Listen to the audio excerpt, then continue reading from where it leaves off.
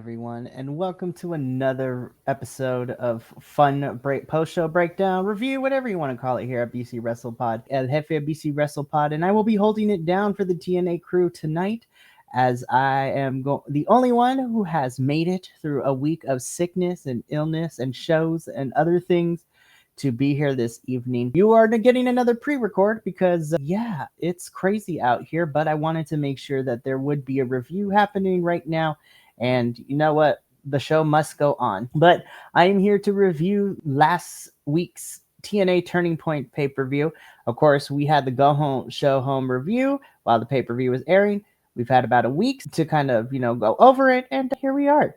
So I'm just going to jump straight into it. I don't feel like wasting anybody's time tonight. So let's get into it. So again, after coming off of a very crazy live episode, which was the first episode of TNA after a whole month of no content, no shows, no tapings, no nothing, where TNA couldn't help itself but get crazy. And, after only about having the title for 30 days and it being for his first title defense, Frankie Kazarian called a shot. Mike Santana lost the title. It's really, really crazy. But you know what? We're gonna keep going with TNA because I love you, TNA. You make some questionable decisions. It makes it really hard for other people, for me to recommend you to other people. But honestly, I like it. It's a lot. You're still a lot of fun, and you still have a pretty fun roster. Okay, so Turning Point took place Friday, November 14th from Full Sail University in Orlando, Florida. And we do have a pre-show match we're going to quickly talk about. So in our pre-show match, the countdown to Turning Point, we had a triple threat match between Jake Something, Mance Warner with Steph DeLander, and the Hometown Man. So I thought the match itself, because I don't want to spend too much time on it, I thought it was pretty decent. I didn't think it was anything to write home about, honestly, but it's really nice to see that we are beginning to utilize everyone on the roster. I do wish there was something more substantial for these three to do, but thanks to last night's episode of TNA, I think we are heading in some sort of direction for Mance, but nothing on Jake or Hometown Man here. But other than that, this was a fun triple threat. I like these three individually. I thought they did pretty decent for it, and Jake Something would end up walking away with the victory. And yeah, we also got a promo segment from Frankie Kazarian, making TNA President Carlos Silva hand him the title, and Carlos Silva telling Frankie Kazarian that there is an open investigation into Frankie and the attack that NXT had on the TNA talent, which is leading into TNA versus NXT matches for Final Resolution in a couple of weeks. But other than that, this is definitely a storyline.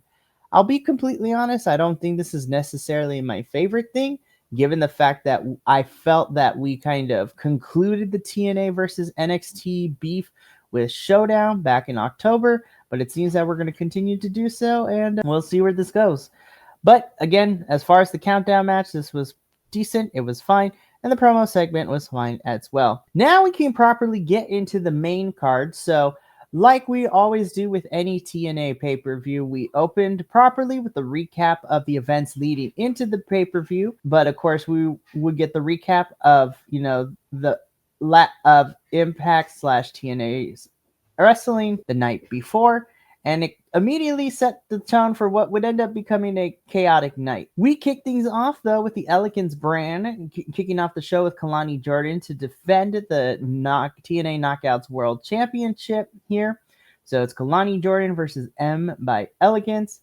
And honestly, I thought Kalani versus M had great energy right out the gate. Just to kind of give a little bit of a play-by-play, M jumped Kalani before the bell.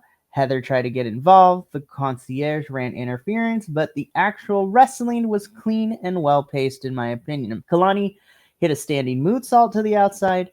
M answered with size and strength, and we got some really fun spots, which included, a Northern Lights with a bridge from M. We saw Kalani's cartwheel, elbow, and leg lariat. M hitting a Michinoku driver, but, not getting the three. However, despite a good back and forth, ultimately Kalani countered with a split-legged stunner into a single leg crab, followed by one of a kind from the top rope to retain. And honestly, I thought this was a good opener. I was very surprised by the minimal amount of interference that we saw from the Concierge, and from Heather by Elegance as well. And I think both women looked really strong. So Kalani Jordan retains the TNA Knockouts World Championship, and she is going into NXT Gold Rush Week 2 this upcoming Tuesday as the TNA Knockouts World Champion, and she will be defending it against Jordan Grace and Liang Li. So we shall see who walks out as TNA Knockouts World Champion, which has me super excited. We cut backstage after this match with Xia Brookside, Liang Li, and Mara Sade all staking their claim in the Knockouts division.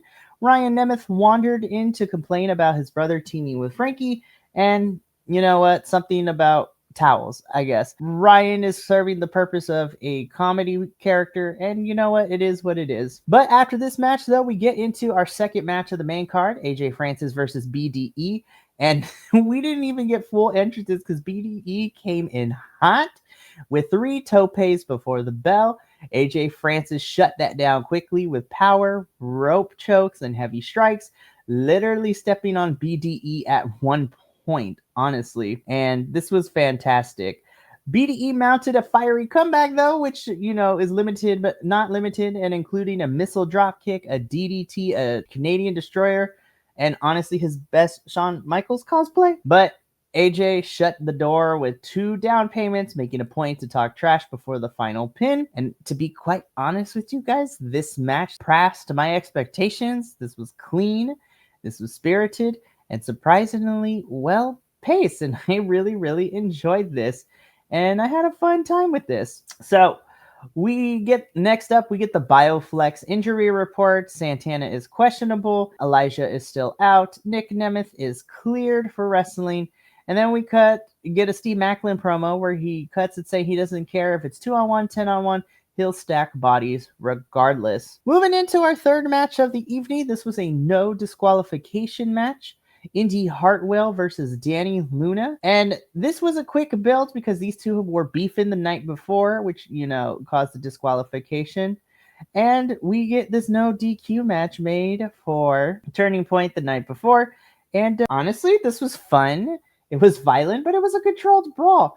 There were chairs, kendo sticks, trash cans, powder, ladders, the whole toolbox, without going into reckless territory, in my personal opinion. As this match was going on, some standout moments for me include Danny choking Indy with a giant screwdriver, Indy spitting a game in Luna's face, a springboard Blue Thunder bomb from Danny Luna, Indy hitting a Macho Man elbow drop through the table, and a Hertz donut into a chair for the win. I wasn't sure how I felt because Indy has, for me personally, Indy has kind of been wavering and walking through everything. But honestly, I think Danny Luna is a really good opponent to have, and they both look great in this match. This match was chaotic in a good way. It was physical, and the crowd was definitely into it, which, of course, made me really into it as well. Here we get into match number 4, which is a triple threat for the TNA Knockouts World Tag Team Championship, where we have our champions, The Inspiration, defending their titles against the Angel Warriors and Victoria Crawford and Tessa Blanchard. But, however, we would get a pre-match promo from Tessa Blanchard telling us that she is not cleared to wrestle, and taking her place would be the TNA's newest knockout signee, Mila Moore. So this ends up becoming Victoria Crawford and Mila versus The Inspiration versus the Angel Warriors. But yeah, this match was short, but it definitely was solid. I thought it had some good energy, and honestly, this was a really good, strong heel work from Moore. The Angel Warriors in this match definitely had most of the momentum, but in the chaos, The Inspiration hit the Idolizer on Xia Brookside for the win to retain. And again, short match, but I had a good energy, and it was pretty good. It was pretty decent. Not much to really say here. Next up, we get into match 5, which is a 6-man tag team championship match. And how do I put this? Was just, however, I don't want to completely bury this match because there were some bright spots, which, you know, I really loved Ali's top rope, followed by Cedric's running PK. But overall, for me, this match unfortunately didn't click.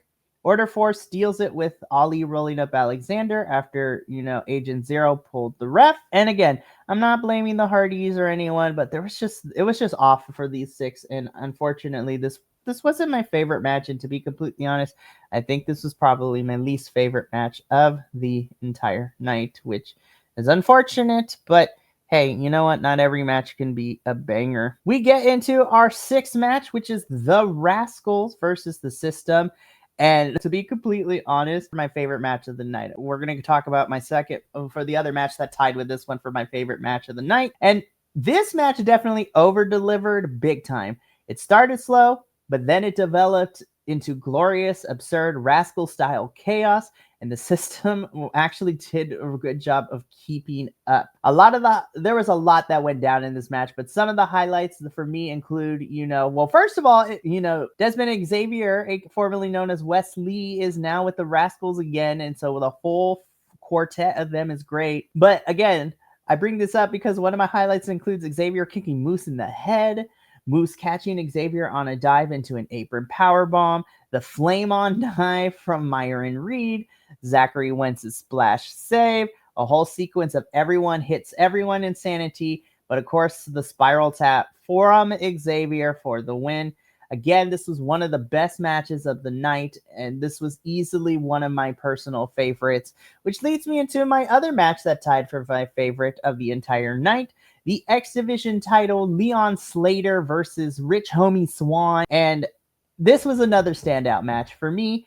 TNA mentioned that this was Swann's first single match in a year, but don't let it, even with that being said, he looked hella sharp in this one. This one was amazing. I thought this match had a great mix of mat work, speed, strikes, and near falls. And there was a lot of good stuff in here. Slater's springboard corkscrew, Swann's lariat and cannonball, the Styles Clash tease, the cutter exchanges, Swann hitting a 450, Slater kicking out at 2.5 seconds, Slater closing with the top rope arm drag, the Styles Clash, and the Swanton 450. Leon Slater is up there, and honestly, I have already stated that Bandito is probably my favorite wrestler of 2025, but Leon Slater is definitely my standout of 2020, my young in charge standout for 2025. This kid is unstoppable. Rich Swann was also incredible in this match, and I had a blast. This was fantastic. I love it. So I don't have a lot of words to describe it because I was just making noises and screaming, and this was it was so good. And again, like I said, Leon Slater is fantastic. Rich Swann did the damn thing. This was fantastic. After the match though, TNA acknowledged the passing of Slater's grandma, which is a very nice and heartfelt, sincere, classy moment. And you know what, TNA, you make me mad sometimes with your booking choices, but I know you care about the talent, and I appreciate that. Alrighty, so let's get into our main event. Back that up. Which is a tag team match: Mike Santana and Steve Maclin versus Nick Nemeth and our new TNA World Champion Frankie Kazarian. So yeah, this match was okay, and it served as a vehicle to tell the story with Mike Santana, because the whole entire night and leading into the event, TNA tried to play the media saying that Mike Santana wasn't answering phone calls, he wasn't reporting, to the tapings. And so Macklin started the match alone, and honestly, he held his own. He had an explosive start, big crosshairs, and huge energy. Santana's dramatic late arrival honestly is the story of this entire match. Once he tagged in, he wiped out Nemeth and Kazarian with fire despite the bad arm. And the finish saw Santana land spin the block on Kazarian for the win. Match was a lot shorter than expected, but that was clearly by design, because after the bell, Nick Nemeth tried to cash in his the call your shot, trophy.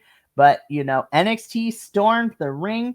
They didn't just attack Nemeth and Macklin, they eventually turned on Kazarian too. Hardys and the security tried to get involved, but the NXT crew stand tall as the show ended, leaving Turning Point with a very Invasion-era cliffhanger feel. And yeah, that brings us to the end of TNA Turning Point. I thought this was a solid pay-per-view with a couple of standout matches, which of course includes the Rascals versus the System, and the X Division Championship match with Leon Slater versus Swann. But it was offset by one dud, which honestly was the 6-man tag. there was definitely strong storytelling all night, and a closing angle. I feel like that's gonna lead, which leads into final resolution. And again, I said this last week during the TNA review with Radio Free Will, and I said that I was very perplexed and annoyed with TNA's decision to strip Mike and to take the title off of Mike Santana, but I am willing to give it a chance.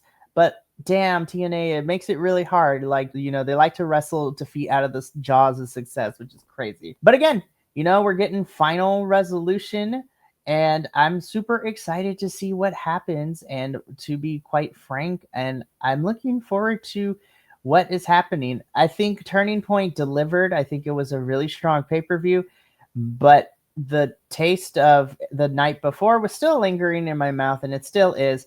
But I've had a week to think about it and to process it, and I'm fine with it. We are 2 weeks away from final resolution, which is going to be an interesting pay-per-view. Before we sign off for the evening, though, I do have an announcement in regards to our TNA team, and then a couple other announcements before we go off the air. So since March, we've expanded our TNA team to a quartet, which includes myself, Papa Oso Will, JT, also known as Zen the Raven, and our other Will, Radio Free Will. However, moving forward, it is going to just become a trio of myself and the Wills, because JT's work schedule will not allow him to be able to be on our review for TNA at the times that we do. So unfortunately, he is going to take a bit of a brief hiatus until his schedule changes once again, and who knows how long that is. But he is a family member here at BC WrestlePod, and he'll be popping up in here ever so often whenever he can, and in other places as well. So go show him some love. We love him. And you know what? It was a true pleasure working with him, and I look forward to seeing him when his schedule kind of, settles down a little bit. But we also have some other stuff going on, which I'm super excited about. Tomorrow is a double feature. In the morning, myself and Benny, will be reviewing Defy Wrestling's Aeon, which is going to be a lot of fun. The card looks like a really fun time. And then later that night, me and Benny will be doing a live watch along for AEW Full Gear. It's going to be a lot of fun. I can't wait. The card looks really fun, and it's going to be super exciting. Then on Sunday, we wrap up the week with our WWE review for Raw, and we will also be giving our predictions for Survivor Series, which is a week away, and it looks kind of crazy. And I'm looking forward to it because I will be there live, so it should be fun. But that's going to be it for us here at Six Sided Scholars. Thank you so much for tuning in and watching me review Turning Point. We will be here. There will not be a TNA review next week due to the holidays, but we will be back in 2 weeks with another exciting episode of TNA. And funny enough, we will be doing the Go Home review and predictions for Final Resolution in 2 weeks. It's getting crazy out here. But from all of us here at BC WrestlePod, remember, take care of yourself, love one another, stay iconic, and more importantly than anything, you always deserve to finish your story. We will see you tomorrow for Aeon and our watch along of Full Gear. But until then, and until next time, peace. Thank you so much for tuning in to another Vibe Tribe production. What's gonna happen next time? Well, you're gonna have to tune in to find out. But until then, remember, take care of yourself, love one another, and as always, make sure that you keep the good times rolling. Thank you for being here, and we'll see you next time.